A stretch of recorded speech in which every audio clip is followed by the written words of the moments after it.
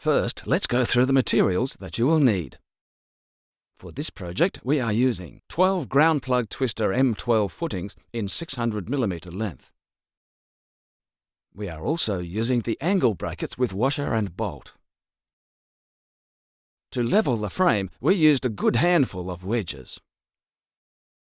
And a level to make sure everything is aligned before we start mounting the footings. We are using an impact wrench to drive the twisters into the ground. If you don't have one, you can also use a hand wrench. Finally, we're going to need galvanized wood screws to mount the angle brackets on the bearers. And for those, we are using an electrical driver.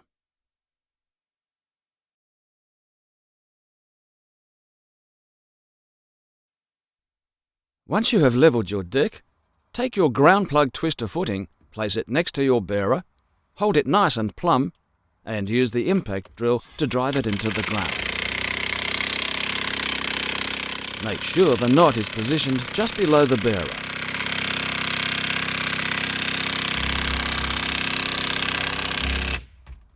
Then you need your angle bracket, washer and bolt.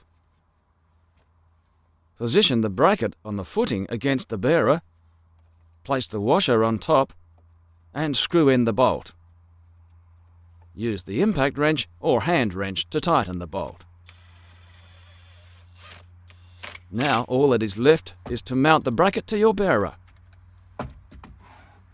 Grab a handful of wood screws and your electrical driver. Make sure you screw in as many screws as the bracket has holes for. As you move on to the next footing, place it on the opposite side of the bearer and keep alternating. Visit ems.groundplug.com to find the right twister spacing for your project. The GroundPlug Easy mounting system can be used for a variety of backyard projects like decks, sheds, pergolas, granny flats and more. Visit ems.groundplug.com for more info. Thanks for watching.